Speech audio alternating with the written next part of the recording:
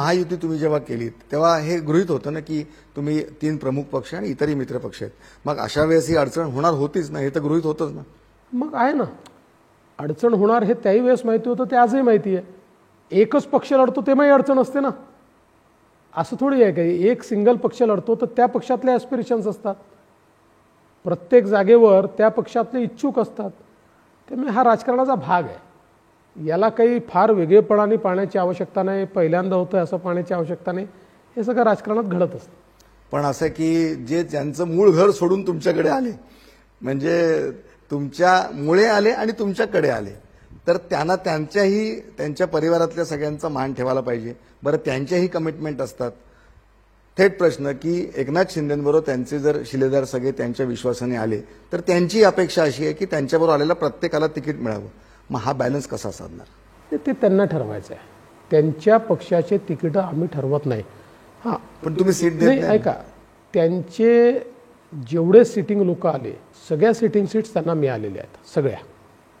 त्याच्यामुळे असं कुठेही त्यांच्या सिटिंग सीट आम्ही घेतल्यात, उलट त्यापेक्षा जास्त जागा त्यांना मिळत आहेत. त्यामुळे कुठेही त्या संदर्भात काही ठिकाणी आमचा आग्रह होता एखाद दुसरी सीट, म्हणजे सिटिंग नाही पण जी त्यांना मिळाली सिटिंग नसलेली आम्हाला मिळावी. पण ठीक आहे, असे आग्रह असतात, ते कमी जास्त होतात. मात्र एक गोष्ट लक्षात घ्या की त्यांच्या पक्षाचे निर्णय हे ते स्वतः करतात, आम्ही करत नाही. त्यांचे उमेदवार ते ठरवतात 100%. पण त्यांना ज्या जागांची संख्या जी देत आहे ती तुम्ही ठरवताय. ती आम्ही कशी ठरवली? ती संख्या देखील तिघांनी मिळून ठरवली.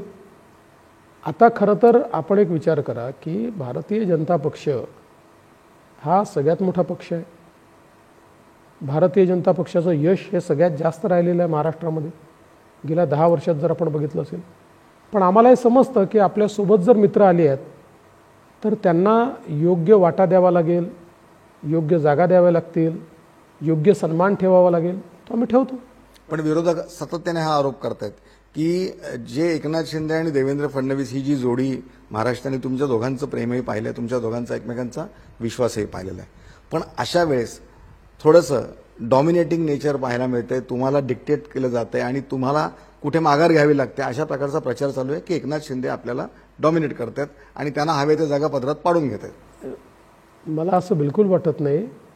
सगळं समन्वयाने चाललेलं आहे. आमच्याकडे असं झालं का बघा, आता ही जी इंडी आघाडी आहे, महाविकास आघाडी, उद्धवजींनी सांगलीची सीट घोषित करून टाकली, पवार साहेबांनी भिवंडीची सीट घोषित करून टाकली. असं नाही केलं आम्ही, चर्चेतनं मार्ग काढतोय आम्ही. आता तिथे कोण डॉमिनेट कोणाला करत आहे?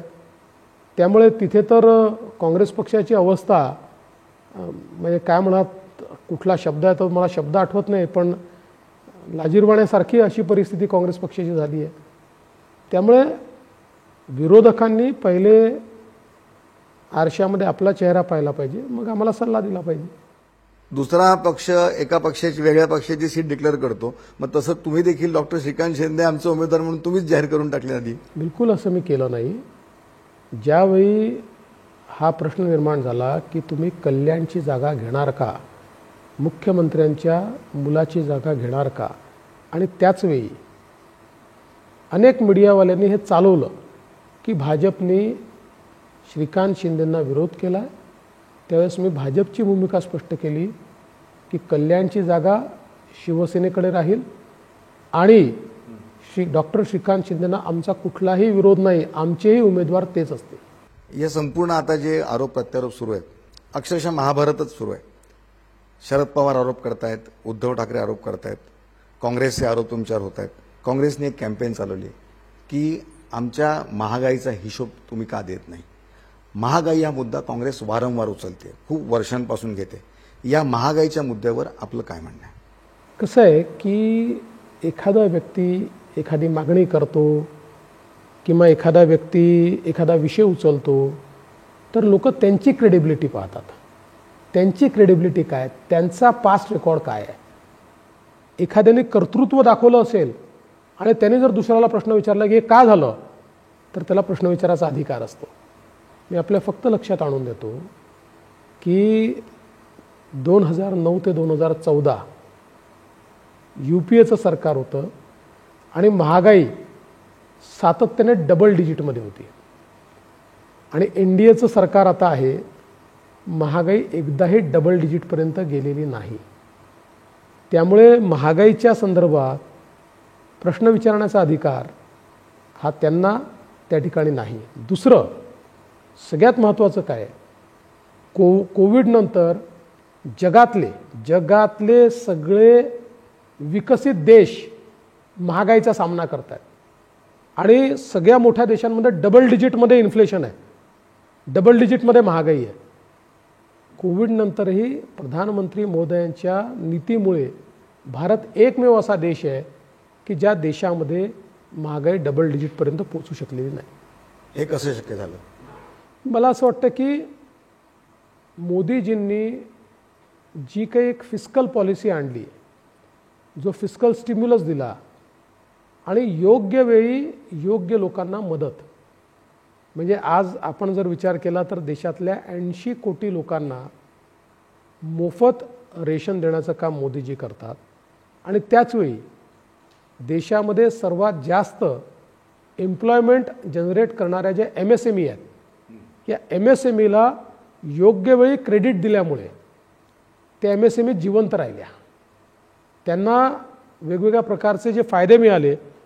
कोविडनंतर सर्वात जास्त जगात MSME बंद पडल्या, त्यांच्यावर इफेक्ट झाला, भारतात तो झाला नाही आणि त्यामुळे आपण आपली सगळी पत राखू शकलो आणि आपली महागाई देखील कंट्रोलमध्ये ठेवू शकलो.